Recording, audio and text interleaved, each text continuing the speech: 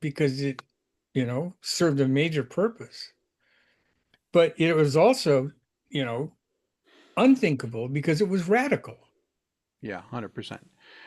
I mean, one of the great disruptive forces during that time was Craigslist, right? Right. Um, that was functionally a substitute and was able to carry some information that the classified ads of the local newspaper would probably exclude and say you can't put that in our newspaper, right? And Right. so it was a broader um, marketplace of offers, um, for good or for ill. And the fact is, um, when they saw that coming, as opposed to trying to compete in that space or to you know counter with alternatives, it basically spawned others, eBay, for different kind of transaction. And uh, it's it's just interesting that there wasn't a lot of adaptiveness, right? There was just a lot of the franchise just went away as opposed to providing counter offer. The first online newspaper was here in my backyard. It was NandoNet, all right, News and Observer, all right. And the News and Observer people cooked that up at a New Directions for News conference led by Gene Gaddy Wilson. And it's just interesting that um, the medium, in this case, the one you're describing and the one that Mike was describing, was somewhat resistant to wanting to do anything different. And I think that had a lot to do with the second generation or third generation ownership of those papers and wanting them to continue to do what they were doing and to throw off cash so that those people could go out and take a boat ride on their yacht. All right. But they weren't, they didn't have newspaper in their blood, right, Right. as it were. But they sure did like, the cash that was thrown off. So with that said, it's my observation.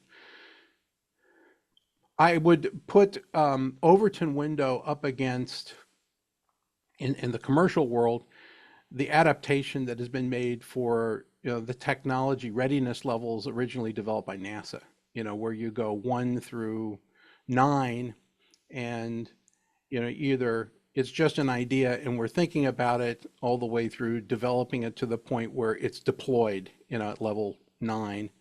Um, not the NASA original didn't mean that it was ready for a market because it was just that it was ready for NASA's use, right? So it wasn't broad in any sense.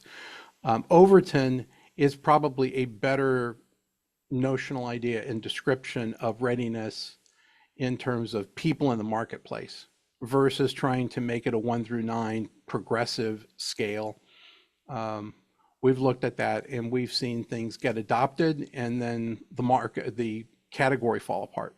All right. And, uh, Tim, how many times did we announce tablets, all right, in the marketplace? And it's kind of like fail, fail, fail until, it changed to here's the pointing device, right? You're going to touch the screen, right? And then the category began to take off. But in that particular case, because I remember sitting down with Scully on the Newton, Yeah. and the original demos that he gave me with using it was, by the way, well, it was the stylus, but it was using the writing, Mhm, etc. mhm. And it's interesting because when in that particular case, and by the way, it wasn't just Newton. If you remember in the early 90s, Kevin, we were dealing with pen computing, Yeah. right? That was a big deal back then. Yep. But I remember sitting down with maybe I can't remember the year, but it was maybe 2 years after uh, uh, Newton came out. And I was sitting down with Jeff Hawkins, and he said, Tim, I knew from the beginning that pen computing would never work. Not the way it was structured. And his point was you had to teach That's right. the person or whoever to write the letter the way the computer would recognize it. Yeah. And he designed the Palm Pilot with that way. And if you Yeah. remember, Yeah, it when was a you got a very Palm, specific set of strokes that would allow you correct, to get a It character on the was screen. it Yeah, wasn't handwriting recognition, it was character recognition. And it's right, tipped 100%. that every poem came with a little sheet that you would put on the back of the cover that right. would allow you to say It you would, start here at the bottom, this is how you it was make like A. sign language for Yeah. the screen. It's And like he was very clear on that. And because I literally sat down with him just as he was launching it. In fact, he showed me the wood block that he carved that was the prototype for it. And he, because I had been talking about pen computing for a long time, and he said, the concept of pen computing is not necessarily wrong. It's just wrong in the way it's structured and implemented. And of course, as you know, Palm Pilot basically opened the door for, Palm type or handheld computing. Mhm. 100%. 100%. So we have some new people joining us. I just want to welcome them. Patrick Gorman, good to see you here. Becky Adams, glad to have you with us. So, you know, Doug,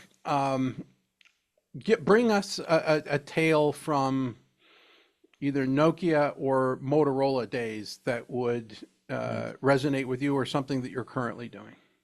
Yeah, this Overton window and smartphones, it's kind of like in social media. I've been looking at those trends quite a bit. In Kansas, they actually outlawed smartphones for high school students last year. In Missouri, they just did. I learned.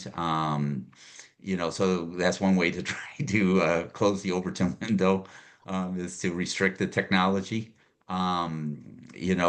Technology changes constantly, and I think we're going to accelerate this with AI.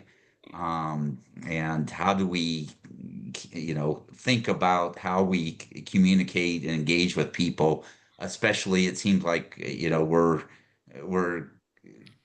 society's promoting, more. I have to have, this is an important call. I'll call later. Okay, very good. We'll see you in a bit. Um, to just riff off of he mentioned AI is, we're doing stuff with AI in both home and work environments that, again, I think would have been unthinkable 4 years ago. All right, that had just burst on the scene, and now we're doing a lot of experimentation, a lot of adaptation, and rapid you know cultural change in terms of what we think is acceptable in terms of companionship with these systems. So that's an interesting thing to contemplate. Mike, we've also, you and I have privately discussed just some of the things that are happening around the world, and I think you guys can hold your own headline up, whether it's, how many of you would have thought that the National Guard would be on the streets in Washington, D.C., right? Or, shifts in how people feel about, actors in the Middle East, or, you pick your topic. And there's just a lot of, the Overton window. I think that the more things change, the more the Overton window causes people to have more adaptive and flexible thinking and willing to shift that window more rapidly rather than staying, fixated in a particular continuum of acceptability. What do you think? No, agreed. And I think, certainly our evolution as a species being, augmented with technology, um, can, make that window's progression, the phases or steps, often skip, right? Oftentimes, kind of there's mild resistance, uh, and very shorter periods of time where something new like that has been is viewed as sensible or rather radical or unacceptable and unthinkable to useful or at least not causing me any particular harm. And I think that those, while they never, particularly the phases don't change that much, they get compressed in terms of the amount of time. Now, I think the gentleman, Mr. Overton, always said this was never, it's not meant to be time specific or to say each phase takes a specific set of time. It's what events happen or, events are and humans interaction with these ideas or concepts. Yeah, I think it's fascinating to see how we've moved through these rather quickly, especially as we become more technology enabled to perhaps understand or learn about something quicker, move more quickly, or be exposed to a new idea. I think when we look at something like Gen AI and AI writ large, you know, there was a whole, those early science fiction, what we would call science fiction books, kind of AI or entity technology things like that were viewed as they weren't unthinkable. They were, able to people grasp, caught a lot of people's imagination. I think, the point, between in the 80s where we went through 70s and 80s through what was they generally refer to as the AI winter. Um, you know, Nobody really let go of that idea, particularly when we look at kind of popular culture, novels, movies, etc. It was always there. Um, I think what we've seen since ChatGPT launched is a whole lot of people kind of going from acceptable to sensible fairly quickly. I think but you were mentioning what we see in the other parts of the our other spheres that we exist in as humans. Politically, it's always the Overton window as a concept makes sense when we see the shifts in politics. We're just now disagreeing on what's, policy and what's sensible and what's policy.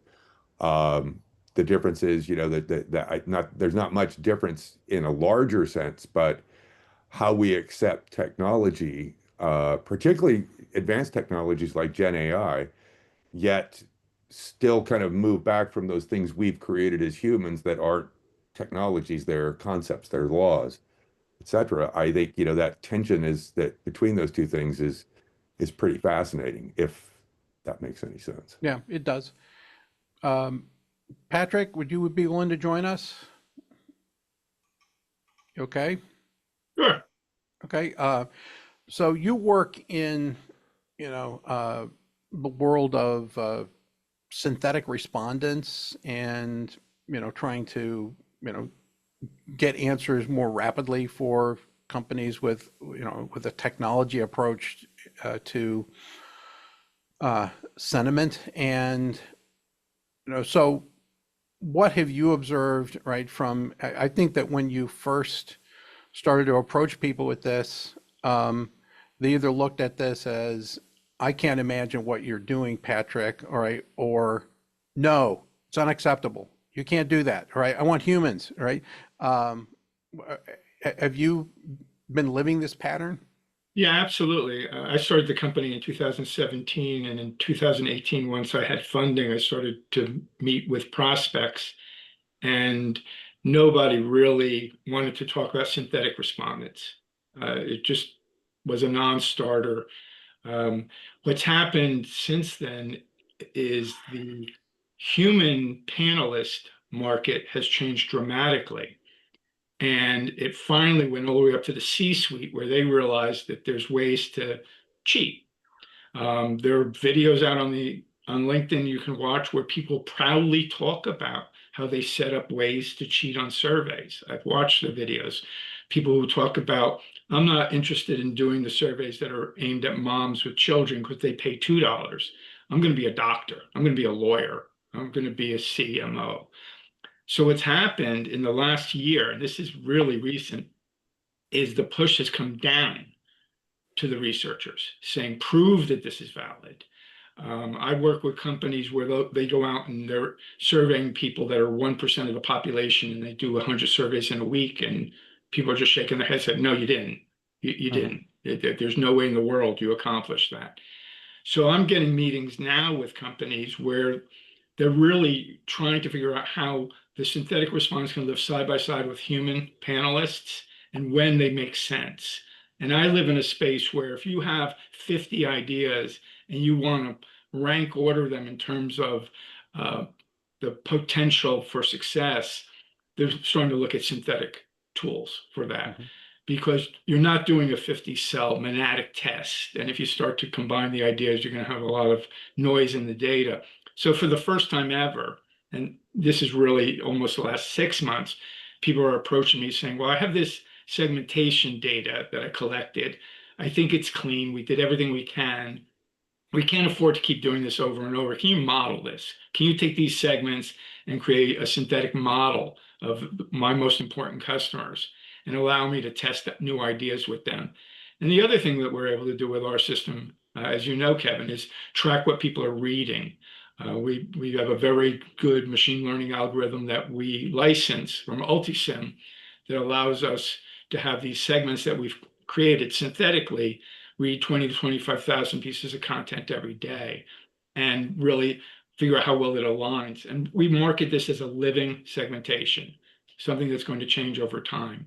And in 2018, to go back to the beginning of this, I couldn't get a meeting. Now, Yeah, exactly. I have meetings all the time. So- And it's a major shift, and it's not going anywhere. You know, a year ago, there were still people saying, no, this is just a fad. Now it's like, no, this is going to be part of our workflow, and we better figure out when we are using it, because once again, at the highest levels, companies are saying, we have a problem with what you're currently doing. We no longer think of it as a gold standard. Right. We've seen enough about how people can scam the system to know that we should have our eyes wide open. So it's a major shift. I would say that, you've been helped a lot by, the generative AI movement. And, the fact is that this has created a lot of cognitive elasticity for you, where people, now can imagine, right, that something like this is potentially useful or workable, or maybe it's, I still see this as being in its infancy, but if my competitors aren't using it and I can start to leverage it and build it and train it in a way that's useful, I'll take 5 or 10% advantage over them in terms of either speed or insights, because we have, when you really think about how many methodologies have been created in the market intelligence world over the last 30 years, all right, I can, count, the really impactful ones on my hands. Okay. So it's, the velocity hasn't been all that great. Most of the efficiency has been moving from knocking on doors to doing it on the internet, doing it on or doing it by mail, and then moving from mail to the internet. It's been process acceleration.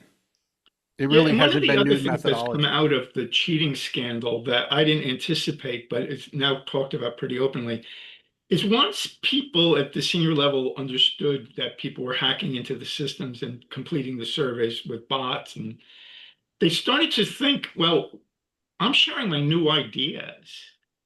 So they come to me and say, I've got 50 ideas I don't want anybody to know about, pharma in particular. So they'll come to me and say, I want to test these ideas, and then maybe take a few of them and go out and do some human testing. But in the 2 years leading up to that, I don't want these out in the wild. And Right. it all of a sudden occurred to people, something I've known because I was involved, in the early days of going online, and we knew the risks, and we had our eyes wide open. Then people looked away from it for a long time. Now it's right in the center of, wait a minute. So if they can go in and hack my survey, they're seeing my concepts. Whoa. Yeah, and That's a big deal. this is the this is the same threshold thing that when I'm talking to the young people who are in entrepreneurship programs here at UNC or Duke or occasionally at NC State,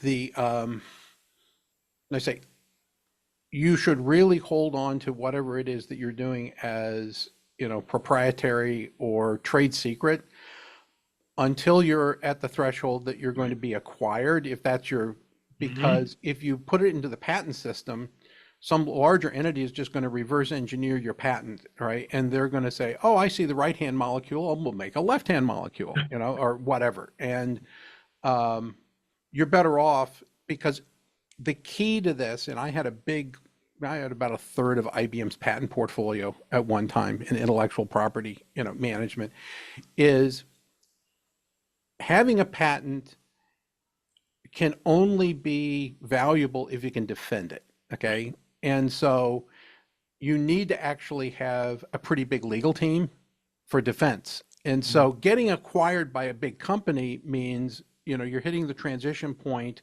And as you get closer and closer to putting yourself into play, that's when you file, right? Is you say, now I've got a patent and it's going to be in somebody else's hands for defense, right?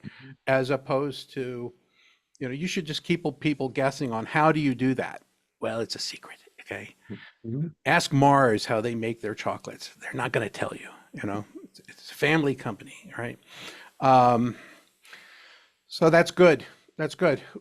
Who else wants to jump in here? Thanks, Patrick. That was great. Becky, you got something you'd like to share with us today based on our topic? Welcome, by the way. Hey, thank you for the introduction, or the opportunity to give an introduction. I missed the first little bit of what was being said, but my reading about the topic today is actually very interesting and very true. I'm the Director of Business Innovation at a civil engineering and land design firm headquartered in Raleigh, North Carolina.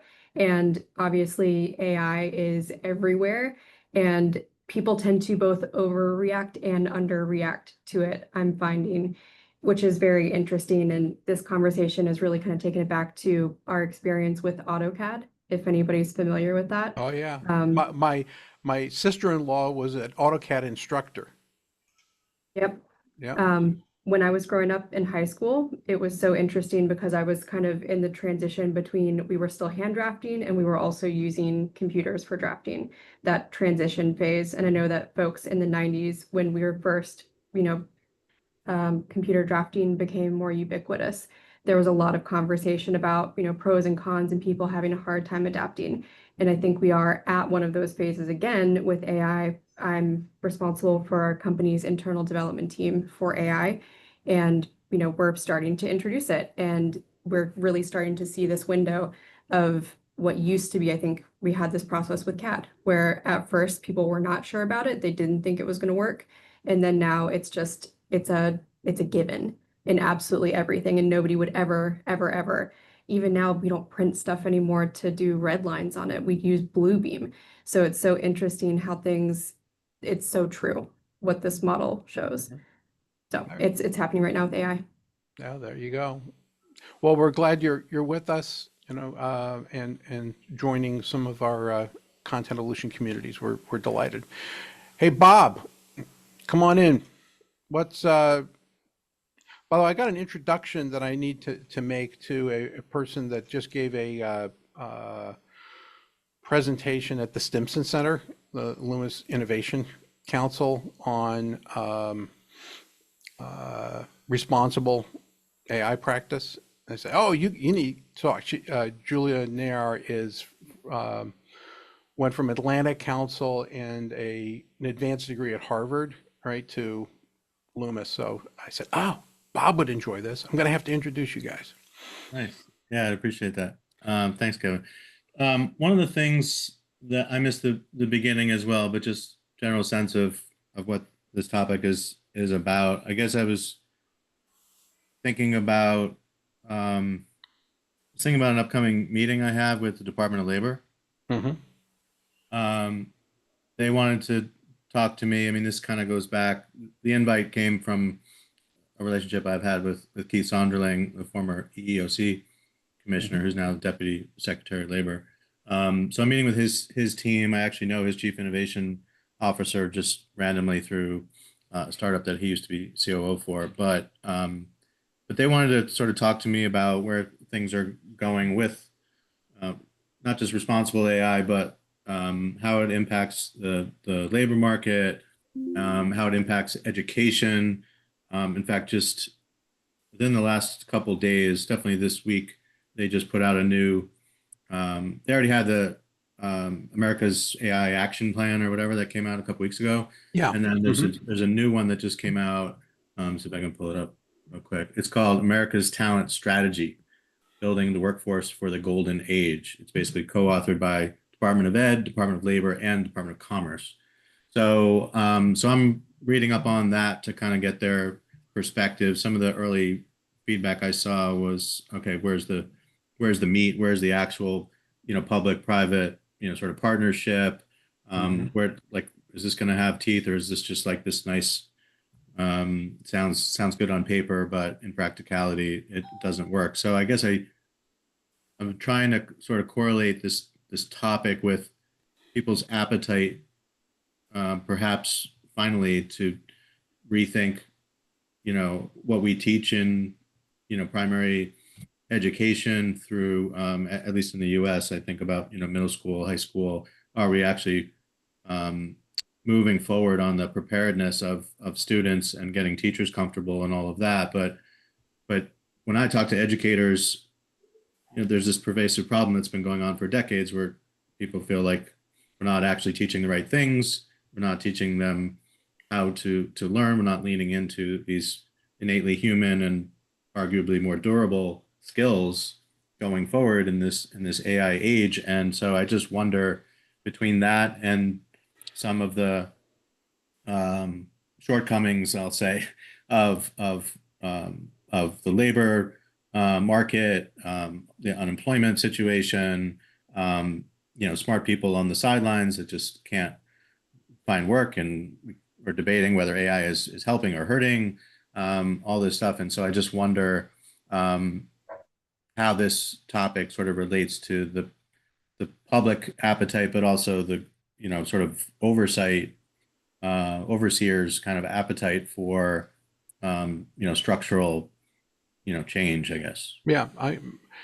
One of the other people that you might want to compare notes with is Parminder Jassal in Austin. And Parminder used to be with the Gates Foundation, was with the Institute for the Future, some other places. Right, she's running right now, it's called Unmuddle. I'm an advisor to this thing, UNMUDL. And what it is, it's the New York Stock Exchange for community and technical college courses, the 2 years. And, the Overton window would apply here too, because what you would consider, the relevance of 2-year institutions is being reframed as we speak, right? And I think that for, value for money, there are a lot of people who are looking at, I'll spend my first 2 years closer to home, at the community college level, and then I'm going to transfer to someplace else, all right, so that I can cut the cost of the degree or my indebtedness in half, all right, if I want to. There are lots of ways to look at this. Some of the skills that might have been in 4-year degrees can cascade, right, with the right kind of retooling into the curriculum of 2-year, institutions, blah, blah, blah. So you might want to touch base with her. I think that there's an appetite for giving more funding to those institutions right now. And we're running, by the way,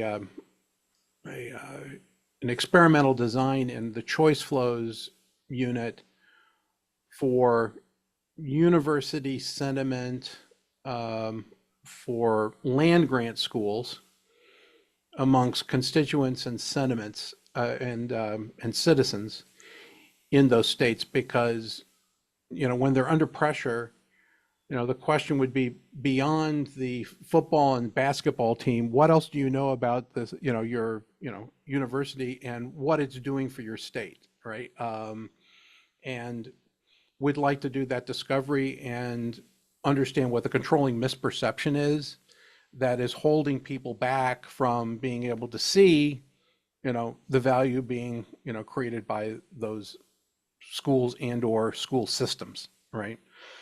Yeah. Yeah, so it's Yeah. No, an interesting that's really moment. helpful. And Yeah. we're trying to do that. We've already done the qualitative phase of that and have the framing of what the question should be at this point. Okay. The other thing that you just made me think of, Kevin, is I don't know if you guys saw, I think it was yesterday, LinkedIn put out like top 50 universities for like successful, careers. I assume like, knowledge work or, other, I guess, high paying, jobs. And I just thought, well, this is interesting. And I didn't look at the methodology and how they conducted it and what have you. But I just think that it's weird. I was having a conversation 2 days ago with another parent who's got college bound, kids. And I was like, if our kids were 7 instead of 17, I don't know what we would be talking about our kids applying to these schools, these same 50 schools that like millions of kids are I know. applying to. And so I just thought it was strange that LinkedIn, which should recognize, global trends and that the barriers to entry to job, good high paying jobs don't necessitate, a degree from a top 25 school is actively promoting basically the opposite, Right. saying not only do you need a degree, but like if you really want to make money, you got to go to these schools that, the entire country, perhaps planet is applying to. I just thought it was very sort of, Well, I don't one know of the if things that I disingenuous is the right discovered word, but in creating, the greater IBM connection, the alumni program, right, doing all the research, was the most important thing to consider when you're looking at a university, right, that or college or whatever that you want to go to is, what network are you joining? It's not about the curriculum or anything else. It's all the privileges that might get granted later in life if you're part of that network, yeah, right? And so you need to say, oh, well, I want to go into this kind of work, right? And if you want to be a marine biologist, right, the best network for marine biologists, right, comes from these schools, right? Turns out that most of our market research people, Patrick, when we were looking at, a lot of those people were coming from the University of Georgia, right? Big, powerful program, was turning out a lot of PhDs, well thought of from that school, right? And it was a powerhouse. If you were looking for integrated marketing communications talent, Northwestern's Medill School, right, was the place to look, right? And so you need to know that kind of stuff, right? And a lot of kids don't have that level, and nor do their counselors have that level of thinking, right? So yeah, yeah. Thanks. it's the most important thing. I can tell you, based on my degree, I have great connections in the oil and gas industry from the University of Tulsa, which has, that network is not useful, right, for what I do today, but that's okay. Right. I was there because I wanted to get a dual degree in what I was studying and family so that I could get to know the people who are now all dead, okay, in North Central Oklahoma. Right. We'd moved away and I wanted to know who they were. So I got that gift and it was a good gift.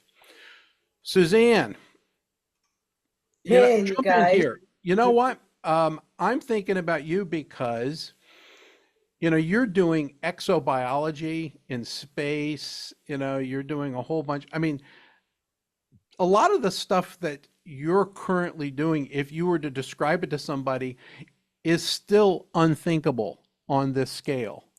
People, the general population would look at that and say, oh, I can't even imagine that, right? Yeah.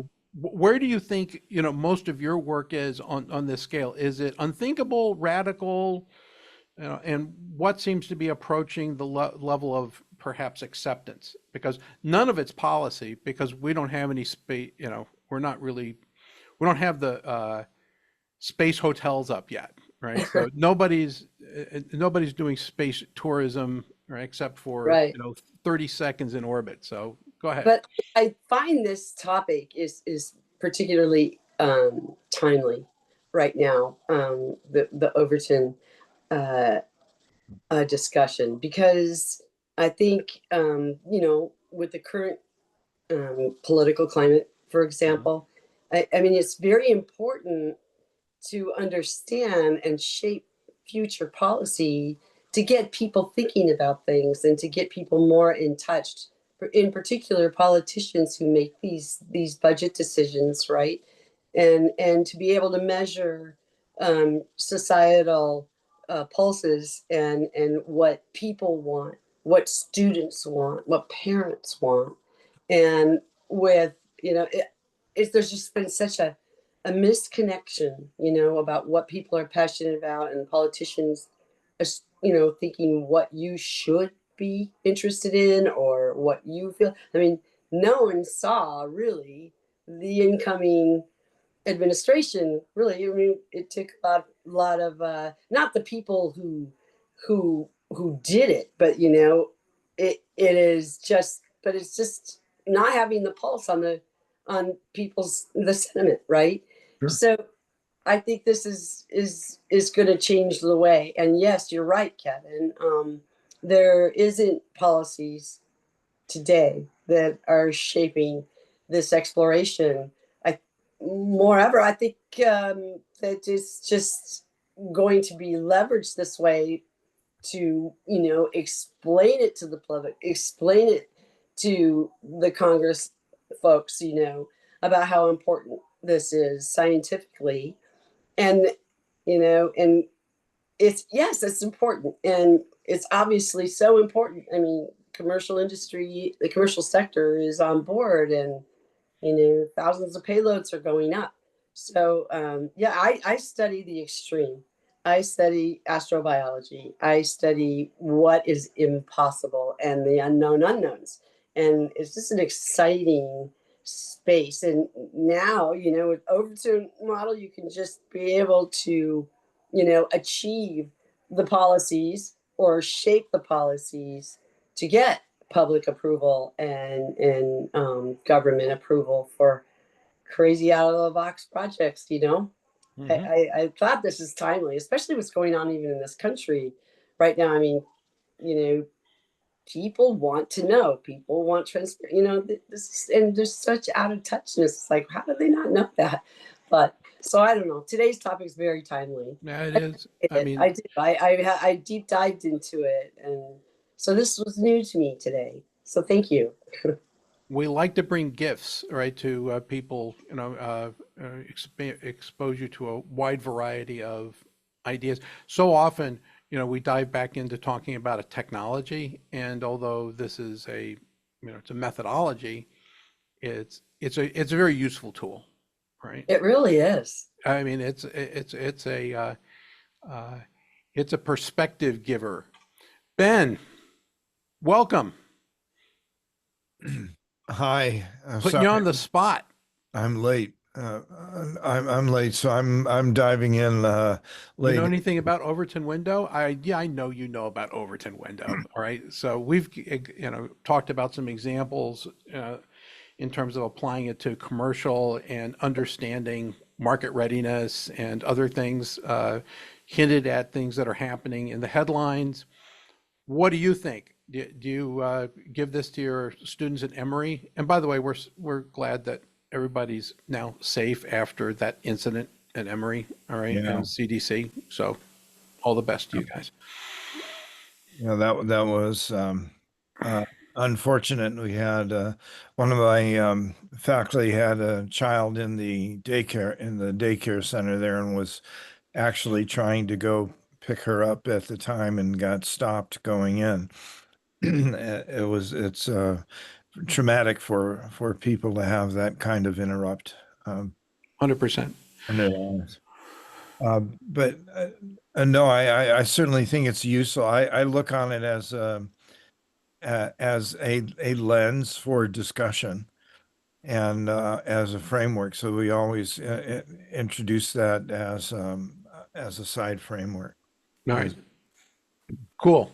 Well, glad to have you with us, and we're discovering new use cases every minute here during this call. I'm going to go back to Tim. Are you still here? Yeah, you're still here. Yes, right. Uh-huh. I think, serially over the years, your relationship with Apple has dragged people across into, the Overton window, understanding area, perhaps not the policy center, but at least the acceptable, because they kept on bringing things to market that people didn't even know they wanted yet. All right. And, and then it's like, oh, but I do want that. All right. And so you didn't know you want it. It's outside of that window. And then you see it, you kind of get exposed to it and you say, yes, I would like to have that. All right. Whether it's an iPhone or an iPad or, the wearable stuff and the AR that you're looking at, which has, there have been a lot of, starts and stops, along the way for that technology. So give us a frame for how you think Apple is potentially using, either consciously or unconsciously, Overton to not shift, but to, basically it's like, we're going to move the window ourselves. Well, keep in mind, again, like I said, I think you said, I've been covering them and dealing with them for 40 years. A lot of it goes back to what was called Steve Jobs' gut. Yeah. Because he consistently understood or began to contemplate what people wanted, even if nobody knew that they wanted it yet. Mm-hmm. And if you study his history, ironically, it goes back to, and I'll give you one really good example, to when he was at Reed College. He got deeply into calligraphy. Mm-hmm. And that was the root that drove his concept of desktop publishing. And then he went out and, in this particular case, associated with key people who could help build that. And one was John Warnock at Adobe, who introduced him to PostScript. And Mm-hmm. in one sense, it goes back to something we were talking about earlier, is teaching the user or teaching the computer and the user to work with the technology in the way that it's supposed to, as opposed to the way you think it should be done. Right. Right. So what PostScript did is, and by the way, it took Steve a while for Warnock to convince Steve that he needed to have PostScript. But when that one solution alone, which he integrated into their first laser printer, was allowed Paul Brainerd to create the original PageMaker, Right. so that they could create the fundamentals of what would have been an application for desktop publishing. But if you would have said, and then we were dealing with this in 1984 when all of this was coming together, just after the Mac was introduced. If you just before that, if you could say, in fact, I wrote about this 2 years that he had, because I actually saw the original Canon laser engine, which was a desktop thing, in 82, I think it was. And I wrote in part of my study, I said I could envision someday seeing a laser printer on the desktop. Mm-hmm. And at that time, and I had been introduced to laser printers through Visicorp, who my wife worked for. And I went over there one day and I saw this gigantic laser printer. Basically, it was in the equivalent of a closet, because it was so huge and so loud. Mhm. But all of those came together, but it goes back to, in this case, Steve's gut. And that is carried forward even more so going forward. And of course, as you know, Tim Cook's a disciple of Steve. But it follows that Overton thing very clearly, right? Because Steve's gut kicks in. It links to stuff that he understood, a year or 10 years before he even, or 5 years before he started Apple. And that was very radical thinking. Yeah. But look at where we are today. Not only sensible, acceptable, popular, in many ways, it's policy. And again, Apple just seems to continue doing that. And I think Mhm. based on, when I had that session with you guys on smart glasses a couple of months ago, he's following that same track. That what they're doing right now they're doing everything from a desktop robot to everything else that's going on. Again, I have no right now. I can't imagine how I'd use a desktop robot. But Apple has an idea about what that might be. Yeah, yeah. The contract just landed on your desk, right? Tim, you need a pen, okay? Yeah.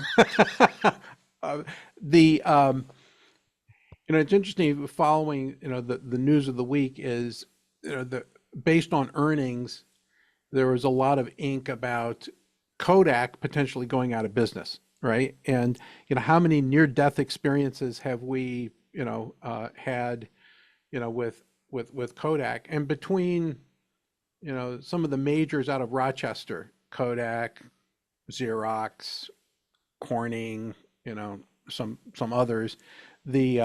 It's kind of an optics, intellectual property capital on the planet.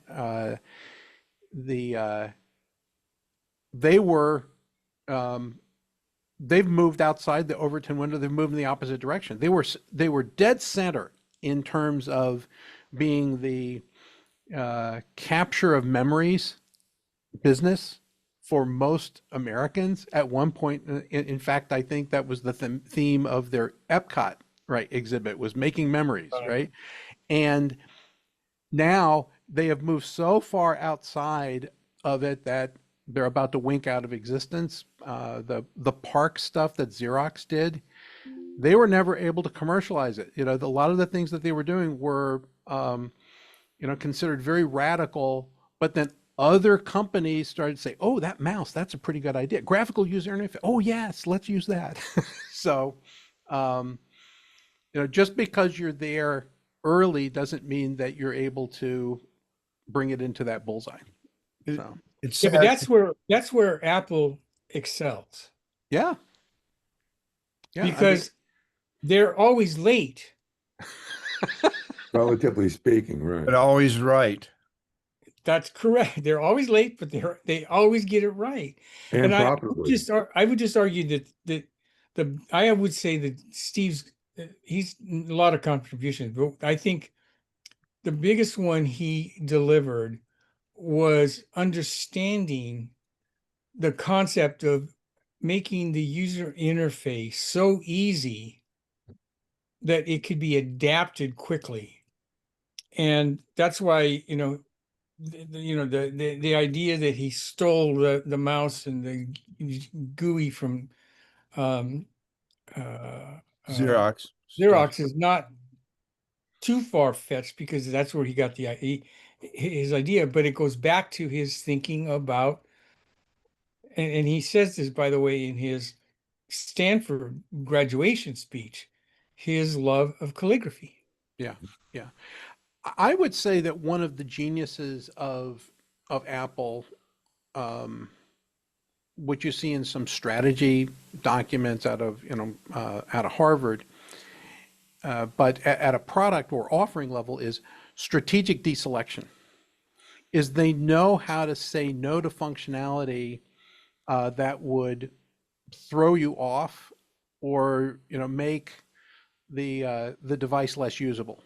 I mean, one of the things, if you remember, one of my friends went from designing the Android system and the Google Groups to Salesforce because they recognized that Salesforce had become, so function heavy that people couldn't use it anymore. That it was like, hey, we've never met a, function we didn't like. And so it became an unusable interface, and he was brought in as a VP of design to, streamline it, get it fixed. And I think it's bloated again, but that's my own focus on intention. Ben, we're going to help bring us home. What are you saying? I'm just referencing the design principles and first principles practice that Apple has echoed over the years on that sentence with a focus on intention and that recognizing for every yes, there are thousands of no's that are a part of the decision. So it's about the process and horizon, not about an election snapshot. And that comes back to the notion, what I've always appreciated about Apple is having a continuous horizon reach that was beyond the today. There's too many N words now. Near, now, next. Right. Everything's near now and next, and the latest YouTube to the AI people, and it's very frustrating that the horizons are so limited. Yeah. All right, very good. Well, we had a great discussion here. I really appreciate you being with us, Mike. It was a really interesting discussion. This went better than I thought it was going to, right? I had some thoughts that, this has the seeds of potentially derailing into some, actual political stuff, and we didn't do it. I like the discipline of this group. We managed to keep that risk off to the side. All right, Didn't very get it good. So all the best. Everything you do, be intentional, and we'll be back for another edition of Content Evolution New World next week. Cheers. Cheers. See ya. Oh my gosh.